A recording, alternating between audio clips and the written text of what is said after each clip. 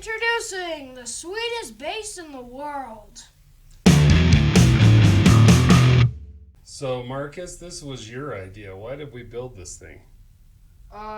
We built it because I saw a YouTube channel that made a bass with jawbreakers, and so I wanted a candy bass, and so we decided to make a candy bass. And it was, who was it?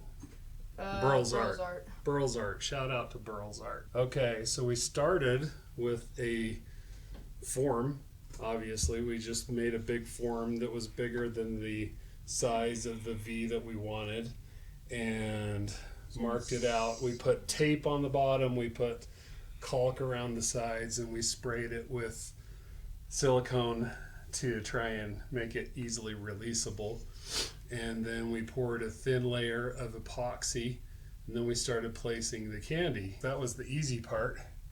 And then we got to the part where we actually had to worry about where the candy was going to go. So we set up in foam the areas we did not want candy to go, the pickups and the control cavity, and then we started cutting candy on the bandsaw to make it around those spots. And it smelled really nice. It smelled like cherry. Uh-huh. And it made an ooey gooey nastiness on the bandsaw table that was hard to clean up too. I'm not sure it was that great for the bandsaw blades either, but it cut it just fine. It smelled like cherry, with the yellow one tasted like lemon. And then we had other candies in there. Yes. So we did spray the candy with acrylic sealer to hopefully make sure that they kind of retained their color before they went into the epoxy, and to try and make sure they didn't bleed into the epoxy too. What other candies are in there? I think they were like M&Ms. Oh, no, wait. What was the... We've got sprees. Yeah, chewy sprees and chewy sweet tarts. And we had another lollipop. Airheads. Airhead little... The chewy airheads. And the little lollipops. We spent months trying to decide what kind of candy to put in here before we even started, because we just couldn't decide. And it was hard to find. I guess it wasn't that hard to put find. some nerds in there, didn't we? Thought about putting nerds, decided it was too small. Nerds right here. No. So layering the candy became harder when we were trying to work around the spots that we needed to work around. We did pour a thin layer of epoxy before putting the candy in, so you can see us pushing the candy around. So we poured the thin layer, we got the air bubbles out, and then we're pushing the candy into the epoxy. And then we'll pour more epoxy on top of that. We basically did it in 3 layers, but it was more like 6 thin layers, I guess. Yeah, I'm somewhat not. 3 layers of candy. We put wood under where I wanted the bridge, because I wanted the bridge to screw into something a little more solid. So the big non-candy spots are the foam for the pickup and the control cavity, and wood for the bridge. And then we airbrushed the epoxy just to like move it around and get a smooth texture. And pop the bubbles. That's a heat gun. It didn't totally work. There's still some bubbles in it, but it worked pretty good. It's actually pretty clear. It makes it look like soda. It does. It makes it look like soda. It's our soda fountain and candy base. This was the scary part, demolding it and hoping that it came out of the mold and didn't break. The silicone worked pretty well. The tape helped, but it made a mess. It was a little harder to get the edge pieces out, and thankfully they came out without busting things. Yeah. Without us accidentally stabbing the body. The tape was the biggest problem because there were curls in the tape, and in the bottom it was really hard to sand that out without getting into the candy. And in the sides we have some imperfections because of the tape getting into it, but they're not very noticeable. We did backfill it a little bit, but it's still not perfect. It's history. Yes, it's part of its charm. You can see we also took the foam out, and the foam came out pretty easy with just some with a scraping and utility knife. And for some reason, I think we let it dry for about 2 weeks. Yeah, I don't remember how long. It was a little while. It was 2 or 3 weeks, I think. It was almost a month. It was about 3 weeks. As you can see, we have a lot of layers, about 3 layers of candy. We should calculate how many calories this guitar. You should. How many licks it takes to get to the center. Without the That's a lot of epoxy. licks with epoxy. That would be disgusting. I've never licked it. Next, You let's shouldn't make it lick out it. of lollipops here. And here we were sanding the epoxy to be the right smoothness. We also wanted to get it to the shape, so the outlines, we drew the outline back on, Where's that? and then we sanded it to the right shape. And we cleaned it when we went inside and cleaned it with water and soap. It's actually a fine sandpaper. It's wet sanding. That was fun. It's cleaning it and making it shiny, because when we sanded it, it made it look rough again. I like And then we had to make it look smooth again. It is kind of hard to sand epoxy. Ooh, that's... So I do not know what that is. now we're Buffing buffing it. it with polishing compound. You can see my recent injury. Yeah. That was your road rash. Yes.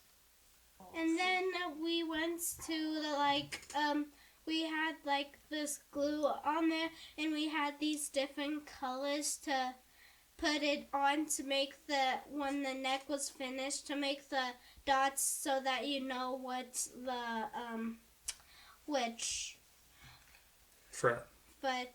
fits you are on. Yeah, we talked about a lot of different things and decided we would just use colored epoxy to make the dot markers. We did The not, purple was a mistake. We did not use white. We did Well, white paint in the bottom. Yeah, Yeah, but we didn't we use painted it white white to epoxy. help the colors come through, which worked pretty well. And the purple, you have a hard time seeing, but all the other colors work out really well. Purple's cool though.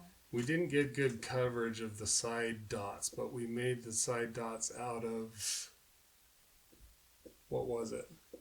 Diamond art dots. Diamond art dots. Yes, we put diamond art dots and glued them in. Oh Shout out to Diamond Art. That hole in the 22nd fret is there on purpose. It's there so you can get to the truss rod access. We use red, purple, yellow, blue, green, and then it's just repeated. And then another red. Two reds.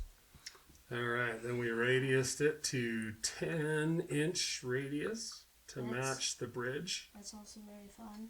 There we were putting on the fret lines and The evenly spreaded it out. We bought. When did we buy that drill? I don't remember why we bought the drill press. The other one was broken. It's not. I don't know, but that arbor works really well for pressing in those frets. Makes it super easy. We just barely bought that drill press because we needed a drill press that was bigger than the one we had. And we use our homemade tool to clean up and bevel the sides of the frets. And you can buy those on Mac.com once we make Mac.com.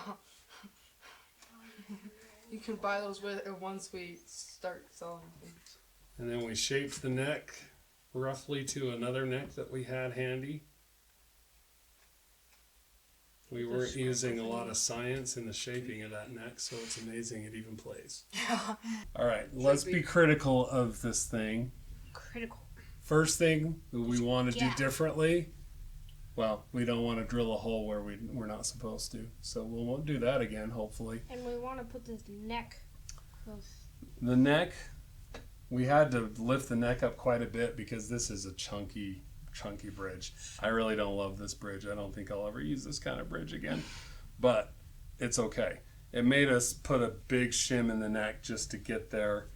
The epoxy, there are definitely some spots in the epoxy where Bubbles. we didn't have it perfect, and it shows there's kind of like a little crack in the epoxy there that was always there, and we couldn't sand it out. Fun fact, turn it over, you can still see the original foam on the back. Yes, you can see the foam from the cutouts on the back. Not so much in the control cavity, a little bit. Oh yeah, The in the wood. the drilling through of so we could put the wiring was terrifying, and it made it look like there's little straws. And there's a drill right here. That's where we had to drill from the pickup to get to the control cavity. That was very, very scary. The other thing that was a little scary, and I'm a little still scared about, we took care of pretty much all of the drilling that we needed to. We put the screws of the bridge into wood. We put the neck into wood. The pickup is not into wood, but it's holding pretty well. The control cavity is the one thing I'd want to do differently, because these screws had to go straight into CANDY, which I would not want to do again. I'd want to make sure it goes into epoxy, because when we started putting it in, you could see the epoxy actually starting to lift a little bit off of the actual CANDY. So there's a little bit of shadow there where the epoxy is lifting. So we wouldn't do that again, but it's holding together pretty well. The string angle, we just did not get the headstock shaped right. So the strings spread out, which made it so we had to put a bar. One black pickup. Yes, Sorry, guys. we did. We originally put it with gold, but I like a detuner, and the one that I had is black. So Sorry guys, not broccoli tuners this time. no broccoli tuners.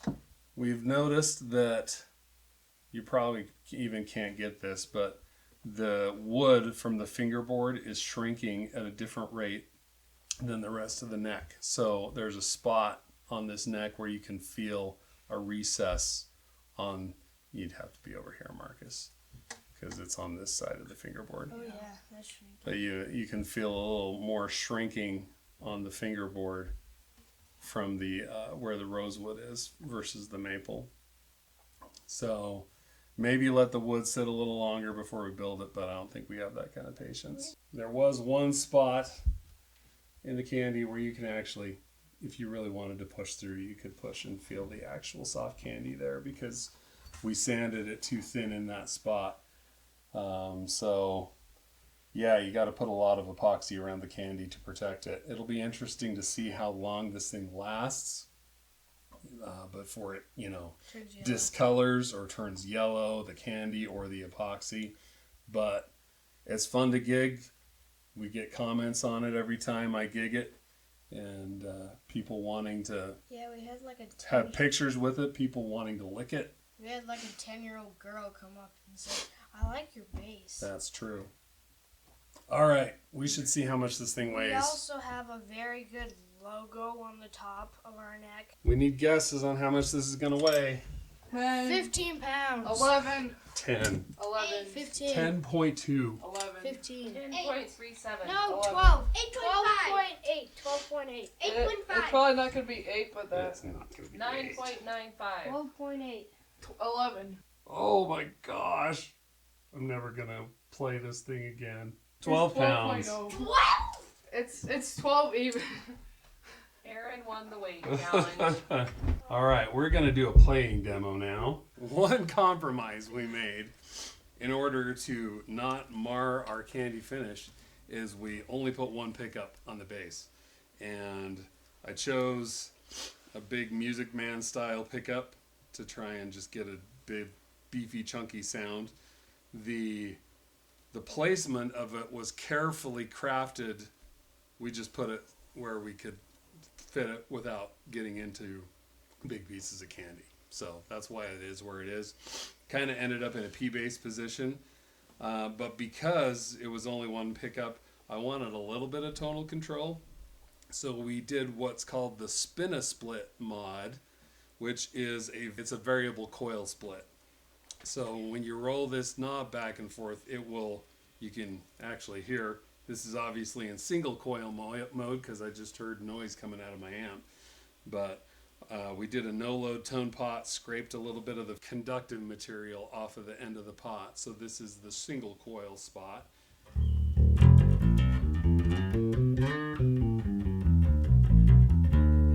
you can roll in some of the humbucking.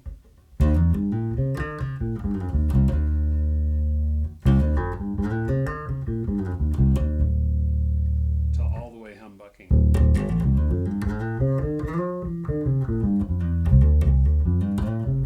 So it does offer quite a bit of control over the sound.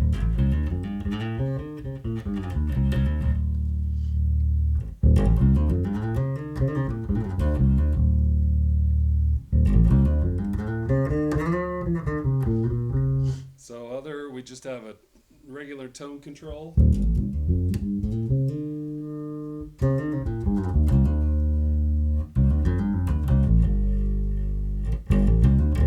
And a volume. But it kind of does whatever you want it to do.